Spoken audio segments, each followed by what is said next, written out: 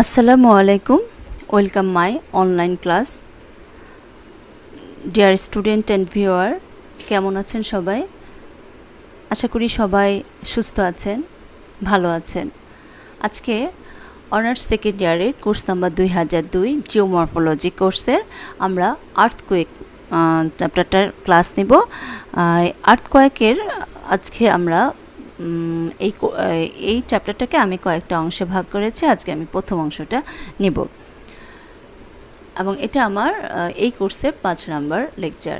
তার আগে আমি আমার পরিচয় দিয়ে নিই। আমি হচ্ছি নাসরিন আক্তার, সহকারী অধ্যাপক, ভূগোল ও পরিবেশ বিভাগ, ঢাকা কলেজ, ঢাকা।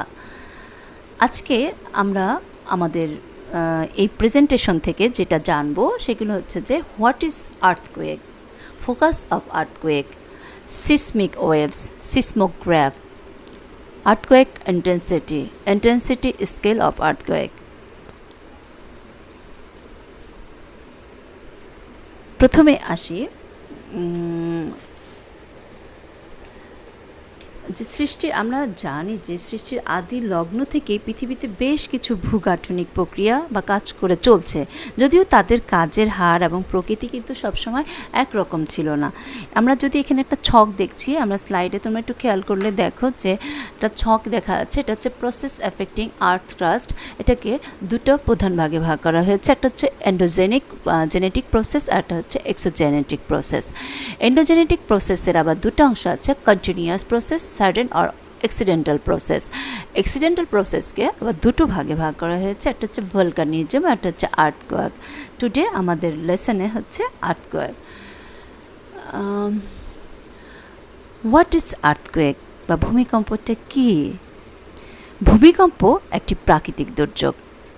ভূ অভ্যন্তরে কোনো কারণে বিপুল শক্তি সৃষ্টি হওয়ায় ভূপৃষ্ঠের যে প্রবল ঝাঁকুনি বা কম্পনের সৃষ্টি হয় তাকে ভূমিকম্প বলে। যদি একটা ক্লাম পুকুর অথবা শান্ত পুকুরে যদি আমরা একটা ঢিল ছুঁড়ি, তাহলে যে ঢেউয়ের সৃষ্টি হয় তা পুকুরের চারিদিকে সেই ঢেউটা ছড়িয়ে পড়ে। একইভাবে ভূমিকম্পনের ক্ষেত্রেও ভূ অভ্যন্তরে যেখানে শক্তি মুক্ত হয় সেখানে থেকে পানির ঢেউর মতো শক্তি শিলার তরঙ্গের সৃষ্টি করে এবং তা দ্রুত চারিদিকে ছড়িয়ে পড়ে। ভূ অভ্যন্তরে যেখানে শক্তি মুক্ত হয় তাকে কেন্দ্র বলে। কেন্দ্র থেকে লম্বালম্বিভাবে ভূপৃষ্ঠের উপরিস্থিত বিন্দুকে উপকেন্দ্র বলে। ভূকম্পন কেন্দ্র থেকে দূরত্ব বৃদ্ধির সাথে সাথে ভূমিকম্পের শক্তি হ্রাস পায়। ভূমিকম্পর শক্তি সম্পন্ন এলাকাকে যুক্ত করে মানচিত্রের উপর যে রেখা পাওয়া যায় তাকে সমভূমিকম্পন রেখা বলা হয়ে থাকে। আমরা যদি এক কথায় বলি, ভূমিকম্প বলতে সাধারণভাবে ভূপৃষ্ঠে সৃষ্ট কম্পনকে বোঝায়। ভূমিকম্পের ফলে ভূপৃষ্ঠে পরিবর্তন সূচিত হয়। কম্পনের মাত্রা তীব্র হলে ঘরবাড়ি, রাস্তাঘাট, গাছপালা এগুলো ধ্বংস হয়ে যায়।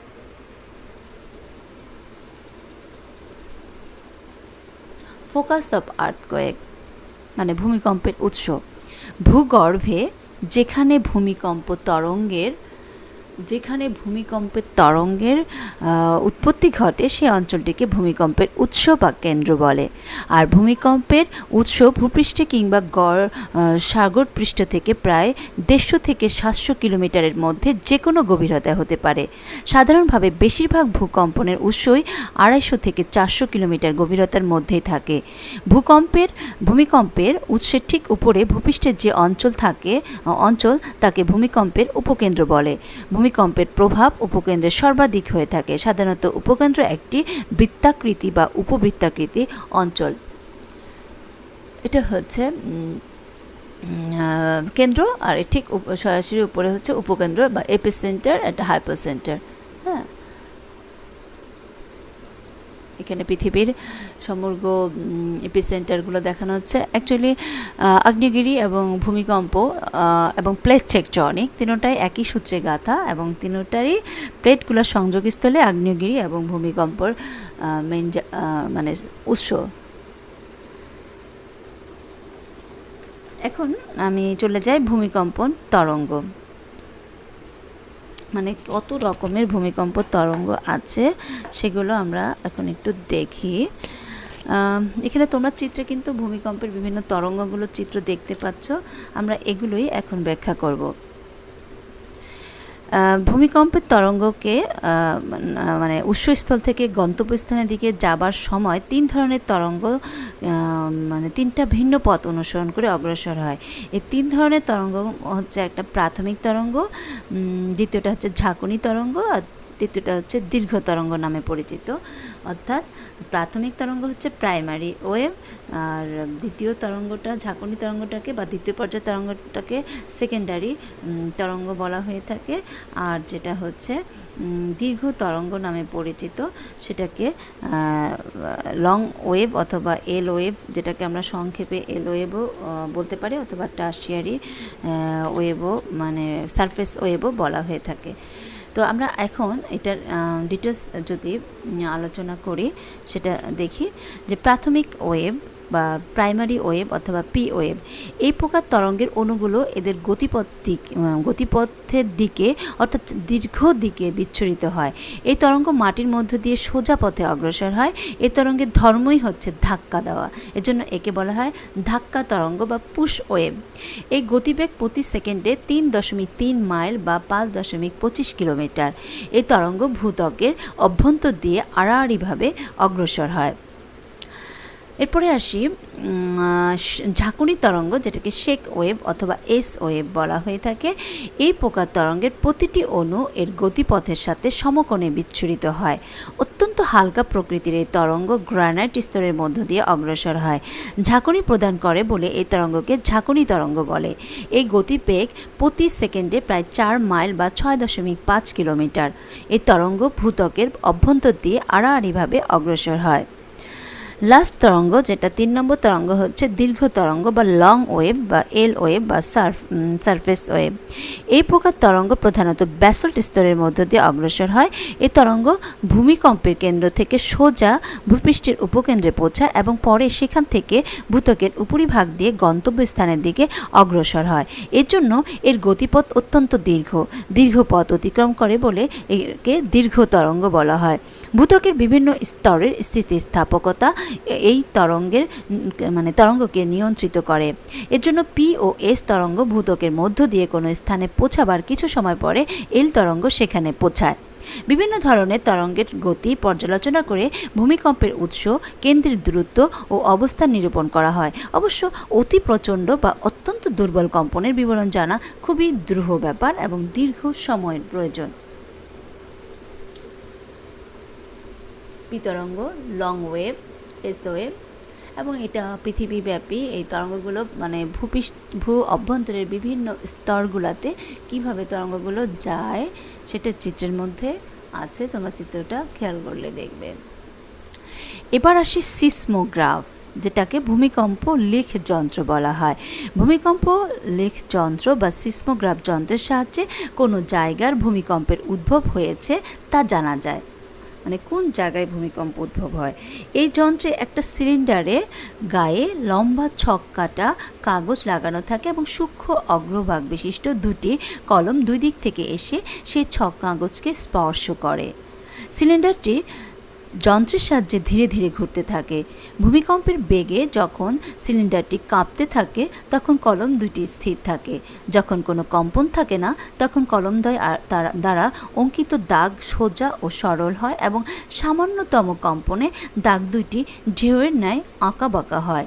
একটি দাগ অনুভূমিক কম্পন এবং অপরটি উলম্ব কম্পনের দাগ প্রকাশ করে।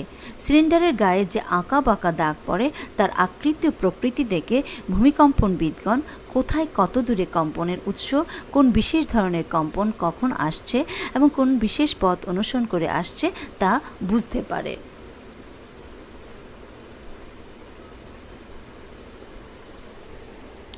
আমরা পরবর্তী স্লাইডে যাই, সেখানে আমরা দেখব যে ভূমিকম্পের বিভিন্ন তীব্রতা বা তোমরা এখানে সিসমোগ্রাফের চিত্রটা দেখছো, যেভাবে এই যন্ত্রের মাধ্যমে এই কাগজের উপরে দাগ কাটা হয়, মানে যন্ত্রটায় কম্পন হলে কীভাবে দাগ কাটে সেটা দেখানো হয়েছে অনেকটা ইসিজির মতো।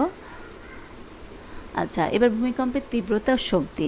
সব ভূমিকম্পের তীব্রতা কিন্তু একরকম নয়। কোনো ভূমিকম্প অধিক তীব্র, আবার কোনোটা এত মৃদু হয় যে কেবলমাত্র ভূমিকম্প যন্ত্রে ধরা পড়ে।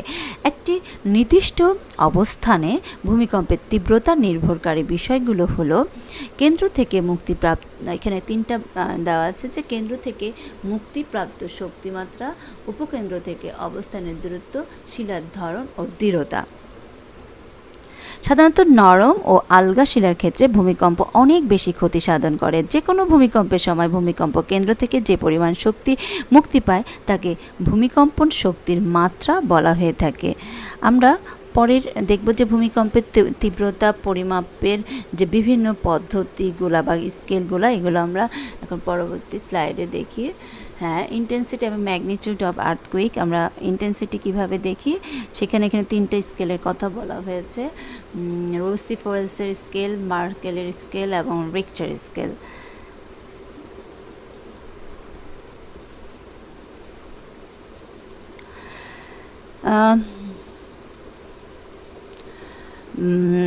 ভূমিকম্পের কারণে ভূপৃষ্ঠের কোনো জায়গায় যেই মাত্রায় কম্পন বা ঝাঁকুনি হয় তাকে ভূমিকম্পন তীব্রতা বলে। এই তীব্রতা একরকম হয় না, কোনো ভূমিকম্পন অধিক তীব্র হয়, আবার কোনোটা এত মৃদু হয় যা কেবলমাত্র সিসমোগ্রাফি ধরা পড়ে। ভূমিকম্প মানুষের যে ক্ষতি করে থাকে তার ভিত্তিতে এই স্কেলের মান নির্ভর করে। তীব্রতা মাপার জন্য ভূবিজ্ঞানী মার্সিলি এবং রিক্টারের স্কেলটা খুবই বেশি জনপ্রিয়, এবং এই দুটা স্কেলই মেনলি পড়া হয়ে থাকে। তো আমরা প্রথমে দেখি মার্সিলের স্কেল। সেটা হচ্ছে 1902 সালে ইটালির ভূমিকম্পনবিদ মার্সিলি ভূমিকম্পের তীব্রতা পরিমাপের জন্য এক বিশেষ স্কেল আবিষ্কার করেন। এই স্কেল মার্সিলি স্কেল নামে পরিচিত। এই স্কেলে ভূমিকম্পের তীব্রতাকে 1 থেকে 12টি ভাগে ভাগ করা হয়ে থাকে। তার মধ্যে 1 থেকে 3 পর্যন্ত ভাগটিকে মৃদু, 4 থেকে 7 পর্যন্ত ভাগটিকে মাঝারি, 8 থেকে 12 পর্যন্ত ভাগটিকে তীব্র ভূমিকম্প হিসাবে ধরা হয়ে থাকে। তারপরে আসছে যে রিক্টার স্কেল। ক্যালিফোর্নিয়া ইনস্টিটিউশনের প্রফেসর চার্লস এফ রিক্টার 1932 ভূমিকম্পন শক্তি পরিমাপের জন্য এক বিশেষ ধরনের ভূমিকম্প লেখ যন্ত্রের উচ্চতাকে ব্যবহার করে ভূমিকম্পের প্রাবল্য নির্ণয় করেন। ভূমিকম্প শক্তির মাত্রার মধ্যে ব্যাপক তারতম্য দেখা যায়, কাজেই এই মান প্রকাশের জন্য সাধারণ স্কেলের পরিবর্তে লগ বিশিষ্ট স্কেল ব্যবহার করা হয়। এই স্কেলে তরঙ্গ বিস্তারের প্রতি 10 গুণ বৃদ্ধির জন্য এক মাত্রার পরবর্তী উচ্চমান ধরা হয়, অর্থাৎ 2 মাত্রার ভূমিকম্প 1 মাত্রার চেয়ে 10 গুণ বেশি তরঙ্গ বিস্তার সৃষ্টি করবে। এছাড়া রিক্টার স্কেলের মান প্রতি 1 ইউনিট বৃদ্ধির জন্য প্রায় 30 গুণ বেশি ভূমিকম্পন শক্তি যুক্ত হয়। এই স্কেল অনুযায়ী 2 মাত্রার শক্তি সম্পন্ন ভূমিকম্পে 1 মাত্রার চেয়ে 30 গুণ শক্তি বেশি মুক্তি পায়। রেকর্ডকৃত সবচেয়ে বড় ধরনের ভূমিকম্প 22 মে 1960-এ অনুষ্ঠিত হয়েছিল।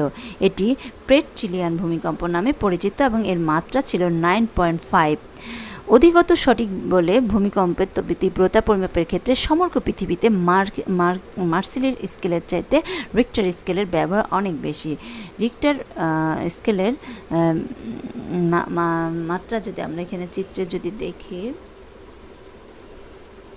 যে এখানে বিভিন্ন এপিসেন্টার 19 ম্যাগনিটিউডের মাধ্যমে একটা ওয়ার্ল্ড ম্যাপে দেখানো হয়েছে।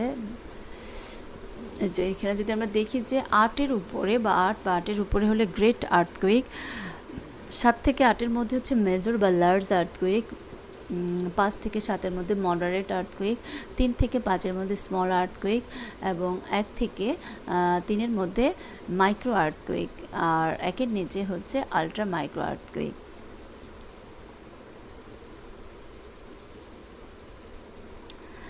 আমাদের আজকের আর্থকুইকের লেসনটা এখানে শেষ।